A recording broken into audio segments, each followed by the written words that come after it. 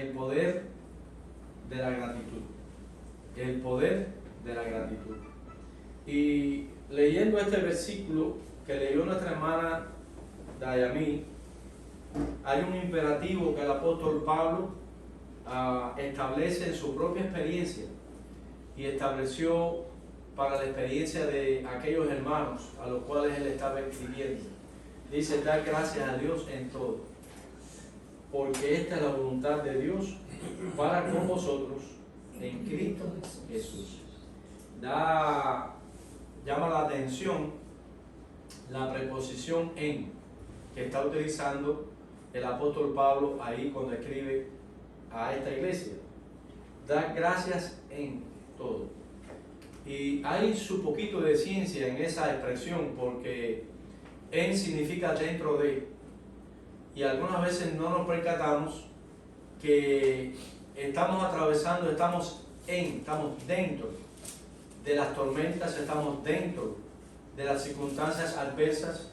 No es algo que yo puedo mirar de lejos, no es algo que yo estoy fuera de ese momento difícil que paso, sino está Pablo especificando bien que es dentro del problema. Pero yo le doy gracias al Señor por cada uno de los testimonios que ustedes dieron, incluyendo el mío, pero yo no estoy dentro del problema que ustedes tienen. O sea que cada cual tiene que lidiar con los problemas personales. Algunas veces los creamos nosotros, otras veces no los creamos nosotros, otras veces los creamos otra persona, pero todos de una manera o de la otra tenemos que atravesar circunstancias y estar dentro de ellas, estar en la tormenta, estar en la situación difícil. Dice, porque esta es la voluntad de Dios. O sea, dar gracias a Dios en todo, dar gracias a Dios por estar dentro de la tormenta. No es que sea fácil. La vida cristiana es un milagro, y todo lo que tiene que ver con ella es un milagro. Por eso estar dentro de la tormenta es un milagro, poder prevalecer en ella. Y dice aquí, porque esta es la voluntad de Dios para con vosotros en Cristo Jesús. Nota la preposición en otra vez, estar dentro. Es decir, que los que estamos dentro de Cristo podemos estar dentro de la tormenta y poder sobrevivir a ella, porque esa es la voluntad del Padre. Qué lindo pasaje, ¿verdad? Y aunque queríamos exponer la experiencia de Job, pero cuando la hermana leyó este versículo, pues sentí ese toquecito, ese pequeño flash de lo que este pasaje grandemente nos quiere decir. Dice aquí que debemos dar gracias a Dios en todo. No dice por todo, sino en todo. Por la experiencia en la que tenemos, en la que estamos conscientes que vamos a pasar. Y esa es la voluntad de Dios. Por eso no hay amargura en nuestro corazón. Por eso podemos entender el poder de la gratitud. Damos gracias a Dios cuando estamos dentro de la tormenta, ¿verdad? Algunas veces cuando estamos dentro de la tormenta tenemos nuestros cuestionamientos a Dios, y cuando no hay un espíritu de gratitud, entonces es lo que entendemos por el primer punto que queremos tratar, que el asunto tiene que ver cuando tenemos espíritu de gratitud, tenemos una conciencia clara del objeto de nuestra gratitud. Y aquí en el libro de Job, en el capítulo 1, y vamos a leer el versículo 21 y 22, alguien que pudo tener esa experiencia antes, inclusive, que el apóstol Pablo. Dice, y dijo, desnudo salí del vientre de mi madre, y desnudo volveré allá. Jehová dio y Jehová quitó. Sea el nombre de Jehová bendito. Hay una sintonía tan extraordinaria en lo que experimentó Job, y hay una sintonía tan extraordinaria en lo que inspiró el Espíritu Santo a Pablo para que trajese estas palabras. Porque Pablo podía, a través de su propia experiencia, avisorar lo que le esperaba a los cristianos. El sufrimiento que un cristiano tenía que tener en su vida. El cristianismo y el evangelio es tribulación. Las tribulaciones de Jesucristo que tenían que vivir todos aquellos que aceptaban el evangelio y que vivían por la gracia, aquellos que habían nacido de nuevo. Hay una incompatibilidad hoy sobre todo aquí en este país, a la hora de presentar el Evangelio, donde muchas veces se le dicen a las personas, cuando tú vienes a Cristo, tú vas a ser rico, tú vas a ser próspero, tú vas a tener riqueza, tú vas a estar, y ese es el buen deseo del corazón nuestro, inclusive de Dios. Pero cuando la Biblia aquí está hablando acerca de las tribulaciones, aunque seas rico, aunque seas próspero, no van a escasear las tribulaciones, no van a escasear los problemas, porque tu prioridad es agradar a Dios. Jesucristo dijo una frase que debemos entenderla.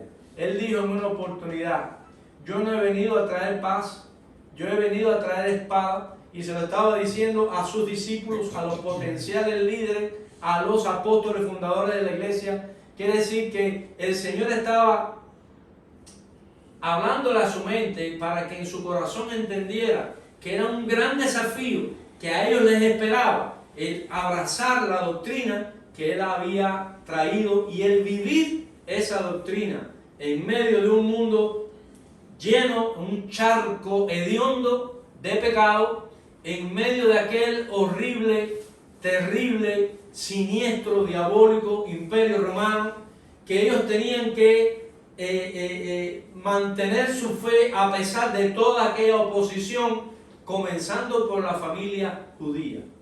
La primera embestida que el cristianismo sufrió fue de los mismos judíos, que supuestamente debieron haber abrazado el nuevo pacto, haber abrazado. Ellos quedaron fuera del nuevo pacto, solamente van a disfrutar las bendiciones del nuevo pacto cuando ellos vengan a Cristo, reciban a Cristo, y entonces de esa manera puedan tener el beneficio del nuevo pacto. El nuevo pacto es la sangre del Cordero, gracias a Dios. El nuevo pacto es su cuerpo triturado en la cruz. Ese es el nuevo pacto. Quien rechace eso está fuera del nuevo pacto. Por eso Pablo dijo: con Cristo estoy ¿dónde? En las mansiones de Coconut Grove. Con Cristo estoy ¿dónde? Juntamente ¿dónde? Crucificado. Juntamente con Él. Juntamente, ¿qué significa? Exactamente sufriendo lo que Él sufrió en la cruz, por causa del beneficio que esa cruz trajo y que el mundo rechazaría. Pero nosotros, hermanos, en este día tenemos un corazón lleno de gratitud, y ese es el poder de la gratitud.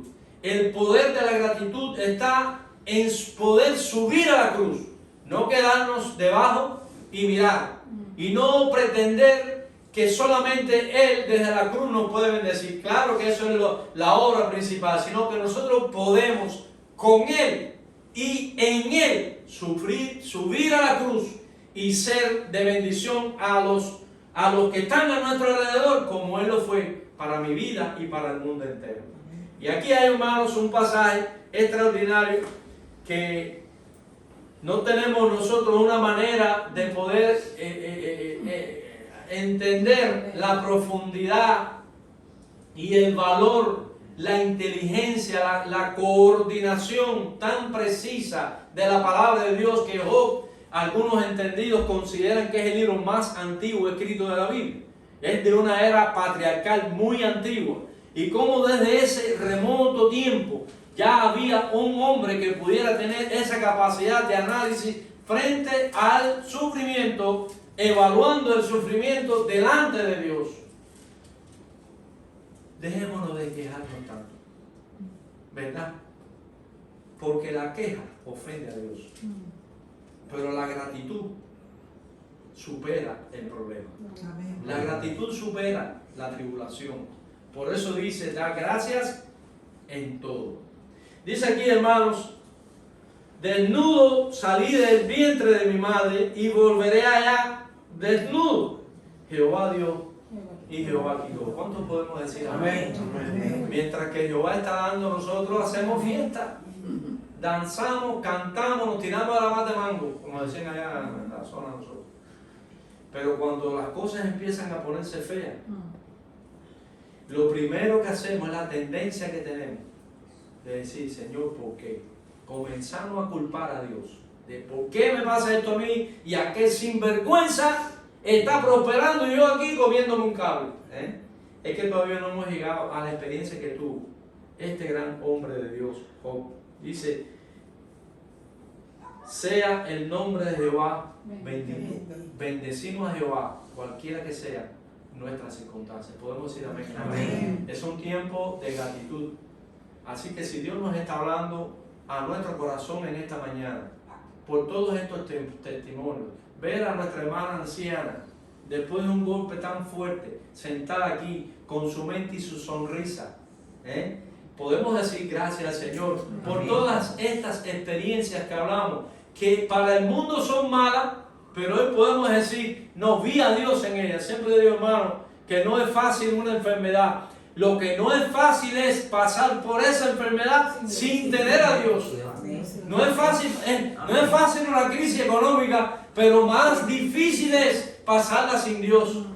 Yo no sé el mundo cómo vive, pero yo sí sé cómo vivo yo. Porque a pesar de la crisis y la adversidad, puedo decir como Job, estoy desnudo en el sentido de propiedad, en el sentido emocional, en lo que sea. Pero si yo estoy en Dios y tengo mi fe en el Señor, alabado sea su nombre. Dice aquí, bendito sea el nombre de Jehová. Y mire cómo termina ese capítulo. Me dan ganas de salir para allá afuera y gritar.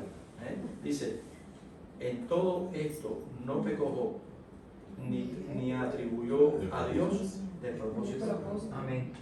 Qué difícil eso, Difícil es para el que no tiene a Dios decirlo. El que tiene a Dios puede decir, yo no culpo a Dios de mi desgracia. Yo no culpo a Dios, perdió a sus hijos, perdió. Y la mujer le dijo, maldice a Dios y muérete, tú estás desgraciado. Pero él dijo, cállate como una mujer infiel, inicua, que no conoce al Dios que yo conozco, tú hablas así. Pero hay en mi corazón un reconocimiento que mi vida está en la mano de Dios y no voy a pecar. Dice, con todo, no pecó Job. Que en las experiencias nuestras de la vida podamos llegar a entender lo sublime que es que a pesar de los problemas no culpemos a Dios de lo que nos pasa, porque hay un propósito en lo que Dios hace. Dice en el capítulo 2, versículo 10, para que ustedes vean. Y él le dijo a la mujer, el pasaje que estamos haciendo referencia ahora, como suele hablar cualquiera de las mujeres fatuas, has hablado que recibiremos de Dios el bien y el mal no lo recibiremos. En todo esto no pecó Job con sus labios. Queremos la bendición de Dios, tengamos la actitud de Job, ¿verdad? Y vamos a recibir la comprensión de la razón por la cual Dios obra o permite delante de nosotros el mal. Y en pocas palabras, para finalizar, en la experiencia de Job encontramos muchas cosas. Aquellos 3 amigos de él que se creían capaz de culparlo. Por eso, hermanos, nunca nosotros sabremos la forma en la que Dios estima tratarnos y en la manera en la que Dios escoge las circunstancias para obrar a nuestro favor, aun cuando las circunstancias no van conforme a nuestro criterio de cómo deben ir. Pero Dios está sobre nuestro criterio porque Él es Dios y Él sabe esas circunstancias hasta dónde van a ser de beneficio a nosotros. Cuando los amigos de Job vinieron, ¿qué le dijeron?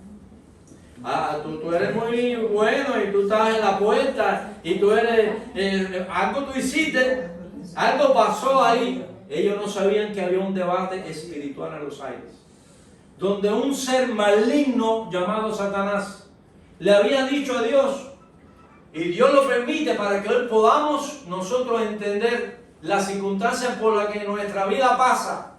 Y dice que Dios le dijo a Satanás, Job, tu siervo es bueno porque tú dices, porque tú lo tienes bien. Mira, hermano, cuántas veces nosotros oímos que el bien está en tener cosas, el bien no está en tener cosas, el bien está en tener a Dios que puede dar las cosas o que las puede quitar. Y Job tenía eso claro. Y dice ahí la palabra, dice que Dios le dijo, bueno, mientras que no lo mate, haz como es lo que tú quieras. No toques su alma. No toques su alma. Y allá fue Satanás y dijo, esto voy a demostrar a ti, Dios, que aquí en la tierra no hay nadie Job es un tipo de la iglesia. Job es un tipo de la iglesia. No hay fuerza en el mundo, ni Satanás, ni el infierno, ni los demonios, ni nadie, ni yo mismo, que pueda hacer nada contra la iglesia de Cristo. Podemos decir amén. Tenemos esa seguridad, tenemos esa convicción, tenemos esa garantía. Y dice que el diablo se lanzó contra Job, le quitó los bienes, le quitó la familia, la mujer de Job no se mencionó más en el libro. No se sabe qué pasó con ella, si hubo un arrebatamiento, se arrebató, no se sabe. Algo pasó, ninguna de esas ventoleras se fue a la mujer. A mí me parece que Job liberó, de lo que primero Dios liberó, a Job fue la mujer. Bueno, la Biblia pinareña diría así, ¿no? Entonces, hermano, salió Job allá, Satanás contra Job y le quitó todo. La salud, dice que Job iba para el patio con una tejita. La sarna que tenía, la cosa horrible. Hermano, cuando usted le pica una parte del cuerpo y se arranca y le pique más, ¿usted qué va a hacer? Si ya, entonces era horrible. Y aquellos hombres amigos de él, que yo vaya a Julio, y yo le dije, Julio, no, pero la culpa es tuya porque tú hiciste, oye, mi hermano, ¿cómo tú vas a decirme qué clase de palabra de aliento? Porque la gratitud nos impide pecar. Ese es el poder de la gratitud. Cuando hay gratitud, reconocemos en Dios su soberanía y su derecho para hacer con nosotros lo que a Él le place hacer. Y ya eso no lo determina uno. Tenemos que tener una actitud humilde, porque no vamos a hacer, como decía el pastor Wilson, nosotros somos evangélicos, no protestantes. Nosotros somos muchas veces más protestantes que cristianos. Y le estamos protestando a Dios todo lo que hace con nuestra vida, y nosotros creemos que Dios es mi socio del barrio. Dios tiene un propósito contigo, un propósito conmigo muy elevado, y tú no tienes idea, ni yo tampoco, lo que en las fuerzas espirituales se está manejando, que está siendo puesto a prueba para la gloria y la honra de Dios. Y podamos dar los testimonios, porque quizás Dios no quisiera que eso hubiera pasado, pero hoy dio un testimonio para que a nosotros, cuando nos pase, sepamos que Él está presente ahí. ¿Y usted sabe cuál es el resumen del discurso? Cuando dice que el Señor logró, y dice que Job creyó y fue fiel hasta el final, comenzó Dios a vindicar a Job. Y le dio el doble de lo que tenía. Y dice la palabra del Señor que a Dios no se olvidó de aquellos amiguitos que le entristecieron a Job. Job se quedó solo con Dios. Y la experiencia más extraordinaria que tiene un cristiano es cuando aprende a estar solo con Dios. No depende de tu esposa, no depende de tu esposo, no depende de nada ni de nadie, solo depende de tu fe, de tu convicción en que Dios está contigo. Amén. En las madrugadas, algunas veces cuando te despiertas, me pasa, digo, Señor, gracias porque tú estás conmigo aquí. Y siempre le digo a la hermana el Salmo 23, que aunque ande en valle de sombra de muerte, no temeré mal alguno, porque tú estarás conmigo. Amén. Podemos decir amén, ¿verdad? ¿Y qué pasó con los amiguitos? La pandilla sacrosanta, la pandilla aquella. Ellos son los que son el tipo de Sanedrín. Miren qué cosa más interesante es. Job es el tipo de la iglesia. Y aquellos tres hebreos, bueno, no existía Israel con ese tiempo, aquellos tres, se me cruzaron los tres hebreos allá en el fuego, pero aquellos tres amigos de Job representan al legalismo, ¿verdad? Aquellos que supuestamente sí les iba bien porque sí, ellos eran buenos. Pues, ¿qué le parece que Dios le dijo a Job? Oye, ora, dile a Job que ore, porque a ustedes les va a venir peor lo que le pasó a Job. ¿Cómo corrieron esos muchachos para allá? Oye, Job, ora por nosotros, que ya sentimos la candela y ya sentimos la carne podrida de nuestro cuerpo por haber hecho y haber cometido un acto injusto contigo. Así que Job fue un hombre que no quiso nada malo con ellos, pero estuvo en la mano de él. Porque Dios iba a hacer la prueba final de Job fue esa.